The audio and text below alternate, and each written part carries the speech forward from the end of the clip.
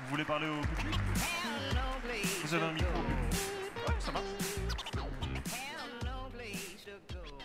Bonsoir, bonsoir mesdames, bonsoir messieurs. Je dois vous dire que je me sens tout à fait honoré d'avoir été invité ce soir. Merci de me donner cette occasion de vous rencontrer sur un sujet dont je reconnais a priori qu'il n'est pas un des plus fun de la journée, même plutôt austère, puisque vous me demandez d'évoquer la question de la compétitivité des entreprises en France. Pour autant, je considère que c'est un sujet tellement central par rapport à notre avenir que je voudrais vous en dire deux mots et vous dire surtout pourquoi je me sens optimiste à cet égard. Alors voyez-vous, la bonne nouvelle déjà, c'est que cette question de compétitivité, on en parle. On n'en a jamais parlé autant depuis un an ou deux, et ça c'est une très bonne nouvelle. C'est une bonne nouvelle parce que chaque fois qu'un pays qui avait un problème de compétitivité industrielle a pris ce sujet en main, en général il l'a traité, et aujourd'hui on voit des retours extraordinaires de croissance économique dans ces pays-là. Je citerai les États-Unis, je citerai la Grande-Bretagne. Il n'y a pas jusqu'à l'Espagne qui aujourd'hui, ayant découvert fondamentalement ce qu'il fallait faire dans ce domaine, est en train de regagner une compétitivité qu'on ne lui connaissait pas depuis des années. Alors c'est une bonne nouvelle. Alors en France, on a écrit des rapports, on a réuni des commissions. J'évoquerai quand même celle de Louis Gallois, qui a sorti, si je puis me permettre, un document assez exceptionnel dans ce domaine. Et si on veut bien le lire à fond, on verrait qu'il y a quand même beaucoup de choses à faire dans ce pays qui pourraient être mises en application. Alors, tout ça, d'ailleurs, s'est passé dans un contexte dont il faut bien reconnaître qu'il n'était pas joyeux. Ceux qui défendaient la thèse de la fatalité de la désindustrialisation en France avaient quand même de bons arguments. On ne va pas tous les passer en revue, mais rappelez-vous tous les débats que nous avons encore et que nous avons eus sur la question de coût du travail, tous ces débats sur les 35 heures, tous ces débats sur le financement de la protection sociale, qui doit financer quoi, etc. Je vais vous épargner le débat. Rappelez-vous aussi tout ce dont on a parlé à propos de la contrainte dans la relation sociale. On a dit beaucoup de choses là-dessus, et c'est une bonne nouvelle aussi. Mais il faut quand même reconnaître que pendant des années, la France a vécu dans un espèce de carcan de dispositions législatives et réglementaires qui n'ont pas facilité l'anticipation et qui ont plutôt créé des problèmes à la compétitivité de notre pays. Et puis, on n'a peut-être pas suffisamment parlé de cette absolue instabilité de nos systèmes réglementaires et législatifs dans tous les domaines, et en particulier dans le domaine fiscal. Je crois qu'on ne sait pas imaginer à quel point c'est difficile de concevoir un investissement pour les 40 ans qui viennent en ayant le sentiment que la législation va changer l'année prochaine, ou peut-être même dans 6 mois, et qu'elle changera peut-être d'année en année, on n'en sait rien. Comment voulez-vous investir dans un pays dont on ne connaît pas la stabilité du système réglementaire et législatif? Alors bien sûr, on pourrait parler aussi du coût de l'énergie. C'est vrai qu'il faudra quand même on en parle. Il y a des pays aujourd'hui où on paye l'énergie 40% moins cher qu'en France. Il n'y a pas que les États-Unis. N'oublions pas ce point, il est fondamental. Et puis, quand on pousse un tout petit peu l'argument, on voit aussi que lorsqu'on observe le traitement qui est réservé à l'entreprise dans notre pays depuis plusieurs années, et quand je dis plusieurs années, c'est beaucoup d'années, on ne peut pas ne pas être frappé par ce sentiment négatif qui objectivement domine encore. Je vous rappelle tous les débats qu'il y a eu sur le fait que l'entreprise était porteuse de tous les maux de la terre. L'entreprise en général, surtout la grande d'ailleurs, a été vue comme obsédée par la délocalisation, sans qu'au passage d'ailleurs on explique bien ce que voulait dire délocalisation. Elle était en tous les cas pourvoyeuse de chômeurs, destructrice d'emplois. Je ne vous parle pas des patrons, et en particulier des patrons du CAC 40 qui, à certains moments, me sont apparus comme une communauté dangereuse et, si possible, à éviter. Alors je ne dis pas que tout était parfait, loin de là, croyez-moi.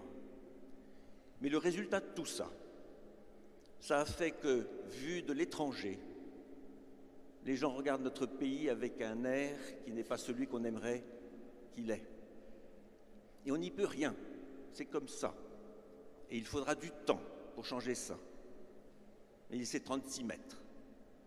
Parce qu'aujourd'hui, l'investissement dans notre pays est une chose. Il faudra quand même qu'on encourage cette affaire-là. Il faudra aussi encourager l'investissement de l'extérieur. Croyez-moi, vous voyagez, je voyage beaucoup. En ce moment, franchement, quand j'arrive dans un pays, on commence par me parler de ça. Et j'en ai un peu assez de cette singularité. Alors vous me direz, c'est pourquoi est-ce que nous sommes dans cette circonstance? On pourrait dire 1000 raisons. Mais si je devais en choisir juste 2 pour des questions de temps, retenez que pour moi, le déficit de formation économique dans notre pays reste considérable et que c'est le devoir de l'État et de nous autres de faire en sorte que les enfants qui sortent du système scolaire aient un minimum de formation économique. Je prétends aujourd'hui, peut-être en exagérant un peu le trait, que c'est très rarement le cas. Il y a peut-être aussi autre chose, puisqu'il faut choisir. Puisqu'on parle beaucoup de mixité aujourd'hui.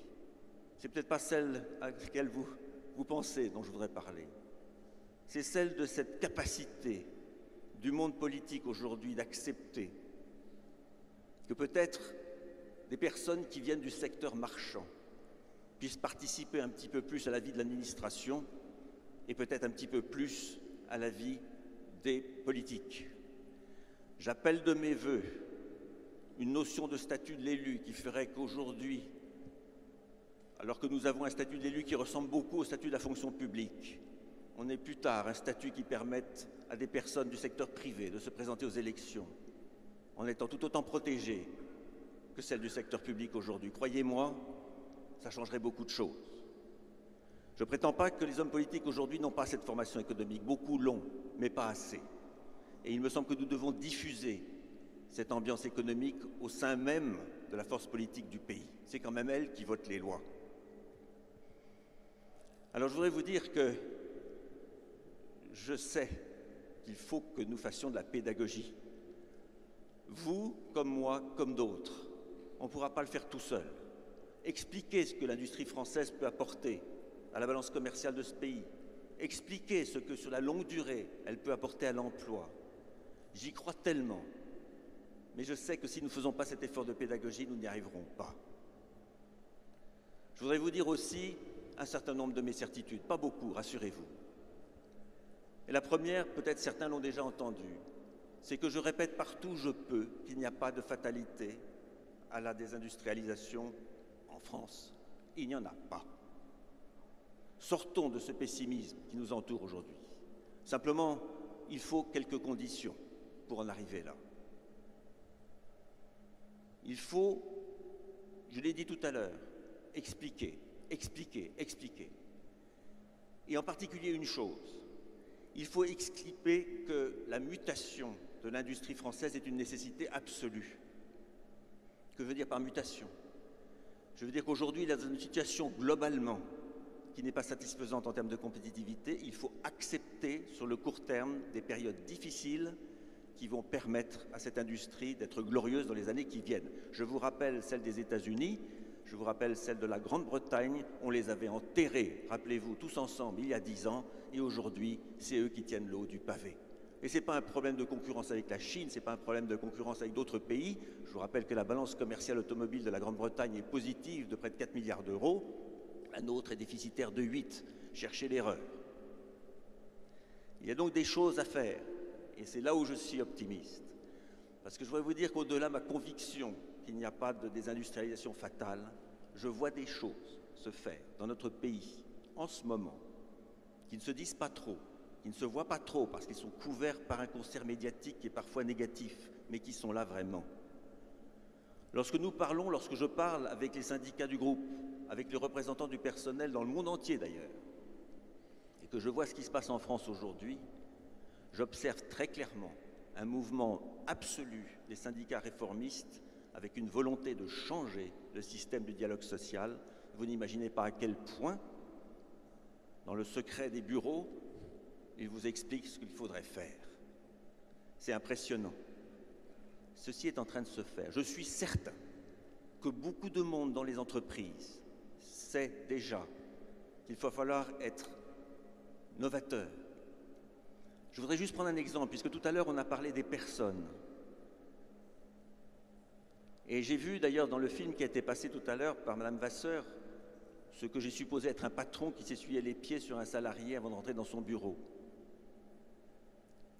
J'ai vu cette image, je ne la repousse pas, simplement j'ai le sentiment qu'elle est un tout petit peu caricaturale.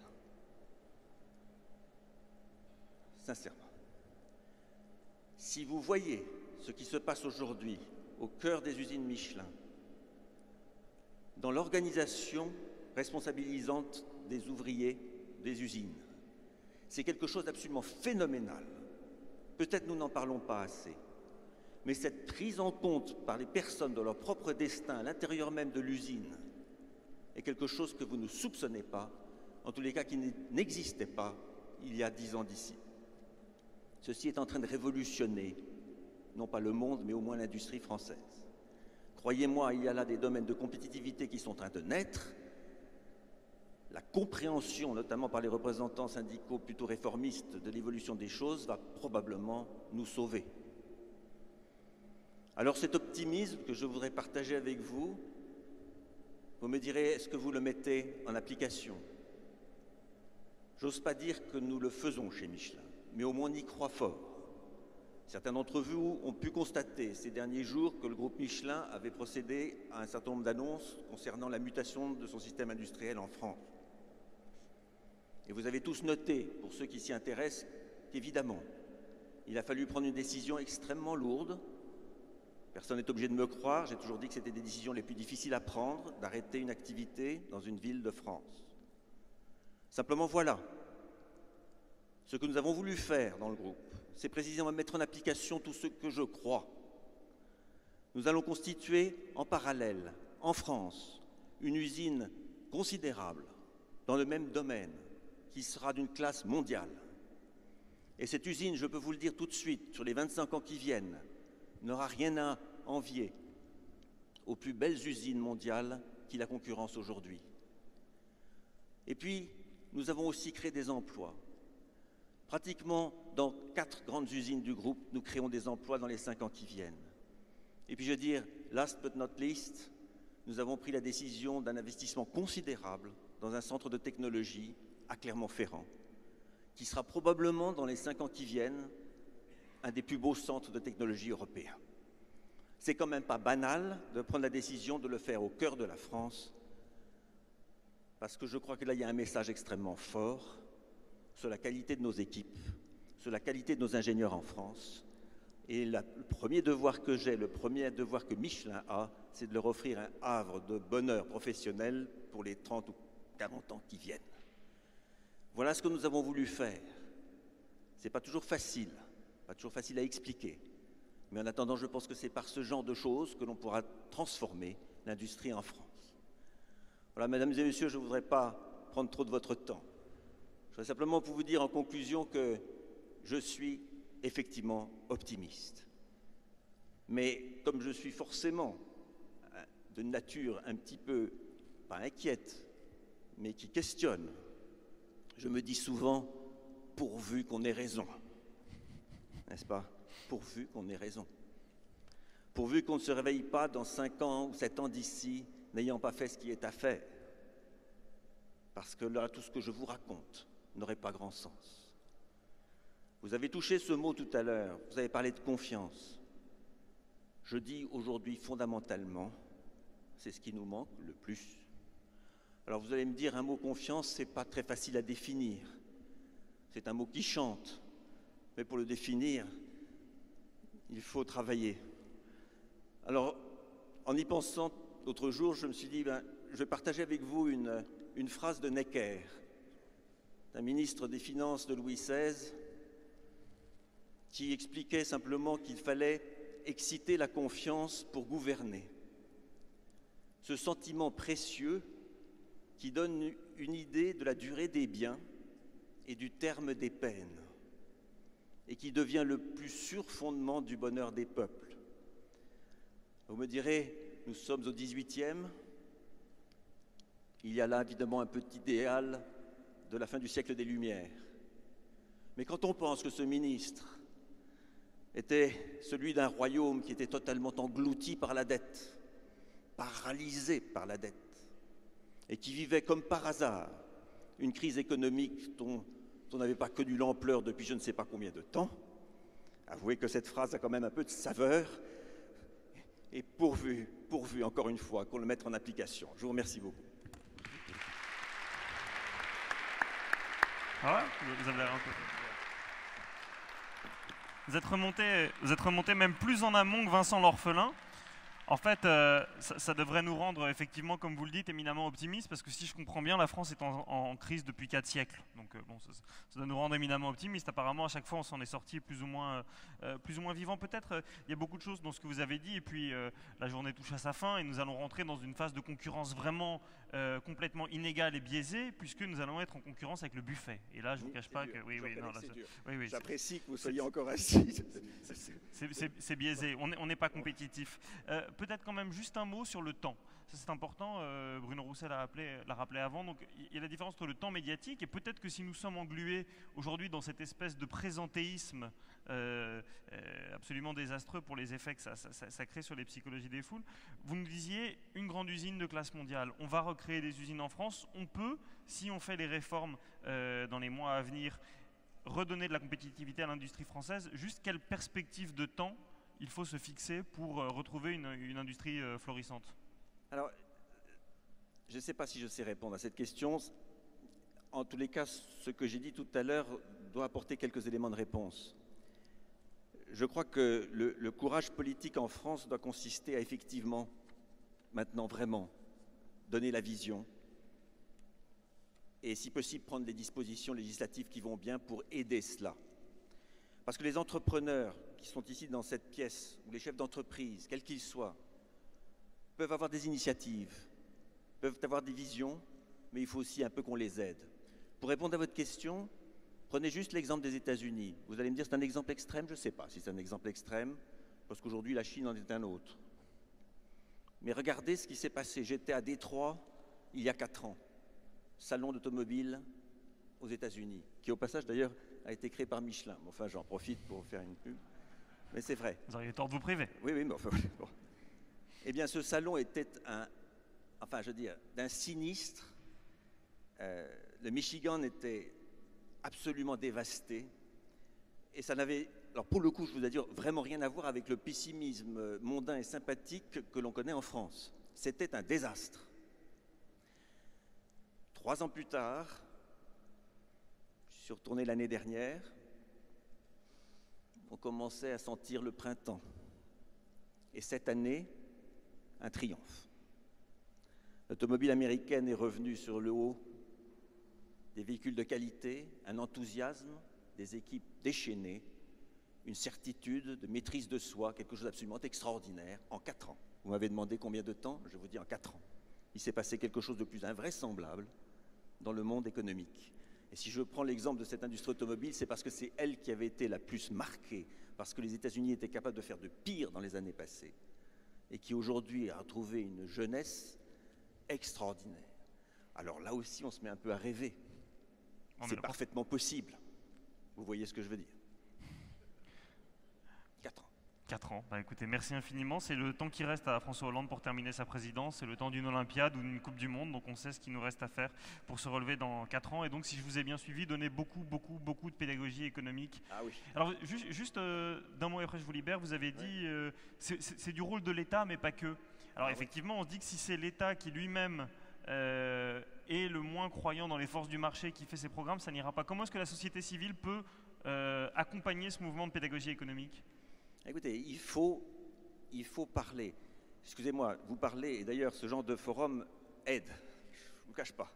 parce que j'ai l'impression qu'on a entendu pendant au moins un jour ou deux que des phrases qui portent. Alors il faut parler, et il ne faut pas avoir peur de parler. Moi, j'ai observé dans les années passées une crainte, et notamment de la part des chefs d'entreprise. Tout ce que j'ai vécu dans mon passé professionnel, qui n'est pas si important que ça, m'a marqué de ce point de vue-là. Il y avait une crainte dans ce pays, on n'a pas le droit de parler, il n'y a que les hommes politiques qui peuvent parler. Eh bien, je vous dis qu'il faut changer ça. Et que je répète que l'entreprise n'a jamais été aussi légitime aujourd'hui pour dire comment il faut penser les choses et comment l'organisation de la vie économique et sociale doit être mise en œuvre. Jamais nous n'avons été aussi légitimes pour le faire. Alors voilà ce qu'il faut faire. Je suis venu ici vous parler ce soir, je savais que j'aurais quelques oreilles attentives. Mais en tous les cas, il faut aller partout. Dès que vous avez le temps, faites cette pédagogie. Je vous assure, on a besoin de ça. Mais c'est notre rôle maintenant, et c'est à nous de dire les choses.